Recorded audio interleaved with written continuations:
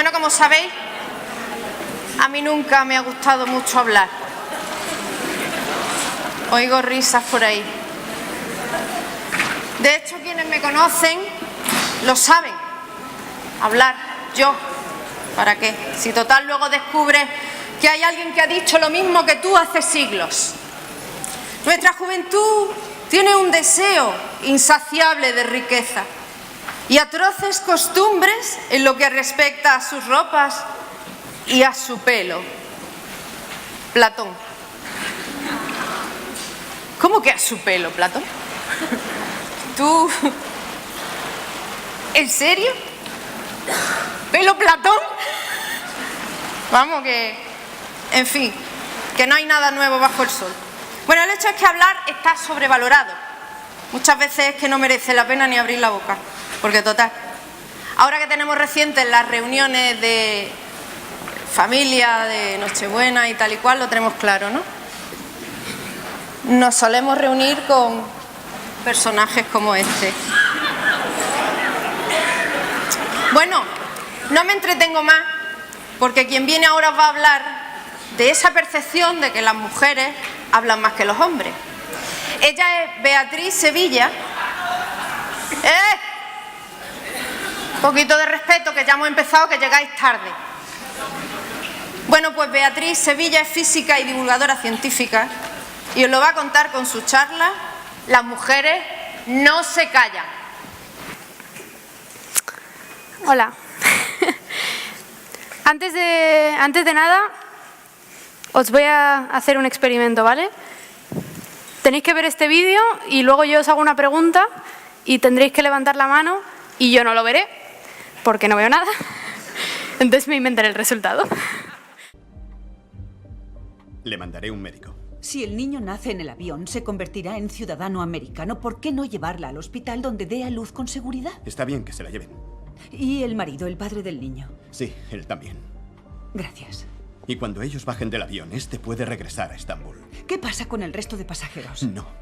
Tal como discutimos, están registrados por el DHS. Y yo ya le dije, señora, que el pueblo de mi estado tiene miedo. Y después de Bruselas, París, Niza y Washington tienen derecho a estar recelosos. ¿Qué hay de los 2 millones de refugiados sirios que Europa ha acogido? ¿Qué han hecho? Es lo que ellos podían hacer. Señora, déjelo mientras tenga ventaja. ¿Podéis levantar la mano si creéis que el hombre ha hablado más? Si creéis que han hablado más o menos lo mismo. Si creéis que ha hablado más ella. Bueno, no veo, pero me imagino que estáis levantando más la mano ahora. Porque es lo que dice la ciencia. Existe en la cultura popular, de momento voy a hablar solo de la cultura popular, existe en la cultura popular la percepción de que las mujeres hablan más. No tenemos más que mirar los refranes, que son un reflejo muy fiel de la cultura popular. Tenemos refranes de muy lejos, japonés, chino, maorí, donde hay mujeres y ruido, o sea, donde hay mujeres y gansos hay ruido. Los japoneses no pensaban que a lo mejor el ruido lo hacían los gansos, pero bueno, también los tenemos de más cerca. Las lenguas de las mujeres nunca paran, es más fácil encontrar un mar sin agua que una mujer callada, estas cosas. Y luego mis favoritos, que son los españoles, que son así más escuetos. En fin, que existe esta percepción, no solo en los refranes y en la cultura popular, sino también cuando se hacen experimentos. Hay un estudio en el que se escribió como un diálogo que tenía tanto el mismo tiempo como el mismo número de palabras, cada una de las dos partes, y se puso a mucha gente a escucharlo, y cuando el diálogo lo habían grabado 2 personas del mismo género, se percibía como lo que era, o sea, 50-50, y cuando una de las partes la tenía una mujer, pues esa parte se percibía como un 60% de la conversación. Esto no solo ocurre así en diálogos, que es como una cosa casi más, o sea, que casi podrías contarlo, pero a un nivel más intuitivo también ocurre. En un estudio en el que se puso un clip de audio de 1,5 segundos, como con muchas voces sonando a la vez, también se percibía como que había más mujeres. O sea, incluso cuando había esto es la gráfica, ¿vale?, del error de percepción. Entonces, cuando había muchos hombres, sea, al revés, cuando había un 0% de hombres, o sea, muchas mujeres, se percibían incluso más mujeres de las que había, como un 25% más, y cuando todo eran hombres, también se percibía como que había un 30% de mujeres. No sé. Y, o sea, se percibía mejor cuando era cuando estaba más o menos ajustado al 50%, pero incluso así, en el momento más bajo, el error de percepción era como de un 7, un 10%, o sea, se percibían todo el rato más mujeres de las que había entre esas voces. Sin embargo, ¿cuál es la realidad? Hay varias aproximaciones para entender quién habla más, porque la realidad son muchas cosas y hay muchos tipos de conversación, ¿no? Y además hay muchas maneras de medir quién habla más. En este estudio se puso como a dúos, o sea, como a parejas de personas, a tener un diálogo sobre un tema concreto o a resolver una tarea sencilla y hablar mientras tanto, y entonces durante 60 segundos. Cuando la pareja no era mixta, o sea, cuando la pareja eran 2 hombres o 2 mujeres, hablaban ambos aproximadamente 28 segundos, pero cuando la pareja era de un hombre y una mujer, el hombre hablaba 32 segundos y la mujer 26. ¿Qué diréis? No es tanto.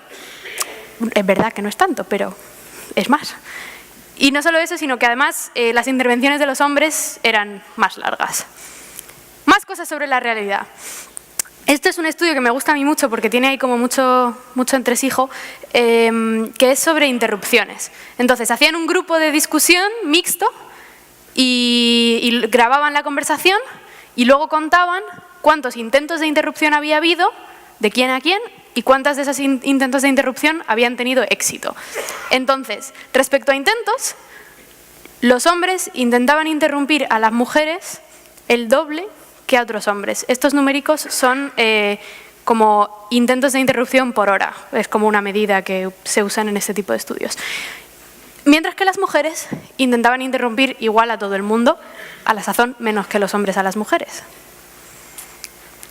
Y luego, respecto al éxito de las interrupciones, aquí se distinguía, en la parte anterior no, pero en esta parte era significativamente distinto dependiendo de si las interrupciones eran positivas, negativas o neutrales. Las positivas son como, sí, y además no sé qué, porque en una discusión pues la gente se interrumpe, o sea, es como se habla. Las interrupciones negativas son como, no, porque además no sé qué, y las interrupciones neutras pues son, pues eso, neutras, como cambiar de tema o este tipo de cosas. Entonces, las probabilidades de éxito de una interrupción, si la interrupción era positiva, eran más o menos iguales para todo el mundo, la mitad de probabilidades de éxito. Si las interrupciones eran negativas, era 4 veces más probable que la interrupción tuviera éxito si la persona interrumpida era una mujer, y mi parte favorita era las interrupciones neutrales. O sea, en todas las posibilidades, ¿no? O sea, hombre a hombre, mujer a mujer, hombre a mujer, mujer a hombre, en todas había unas probabilidades de éxito más o menos iguales, mientras que en la posibilidad mujer interrumpe a hombre era la mitad de probable, o sea que los hombres era menos probable que cedieran la palabra. ¿Qué más? Esto no es solo así como en la realidad, digamos, medido en condiciones de laboratorio, sino que la gente en su vida real, si les preguntas, también te dicen lo que hacen, ¿no? Entonces se hizo un estudio preguntando a gente en clases de la universidad que cuánto participaban en clase, o sea, cuánto respondían a las preguntas del profesor, cuánto interrumpían la clase para preguntar algo y cuánto rato hablaban durante cada intervención. Entonces, pues, en este estudio los hombres pues, decían participar más en clase, interrumpir más y hablar más durante cada intervención. Esto es así como, digamos, en la realidad, ¿no? Pero claro, esta idea de que, o sea, esta percepción que tenemos de que las mujeres hablan más hace que en las cosas que podemos controlar las mujeres hablen menos, como en la ficción. En la ficción, las mujeres tienen un 39% del tiempo de pantalla de personas. O sea, hay menos mujeres. Y además, están más calladas, porque tienen el 39% del tiempo de pantalla, pero el 36% del tiempo de habla. O sea, más o menos un tercio. O sea, de todas las palabras que se hablan en las películas, las dicen las mujeres un tercio. O sea, flipa. Luego que las tías hablan más. En fin. Vale. ¿Qué pasa?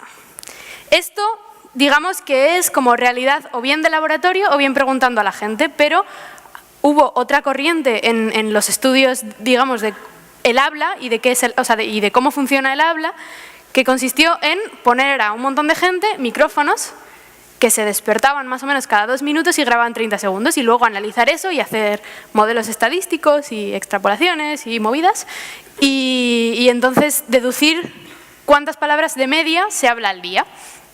Y en este estudio se descubrió que las mujeres hablan de media 16.000 palabras al día y los hombres hablan lo mismo.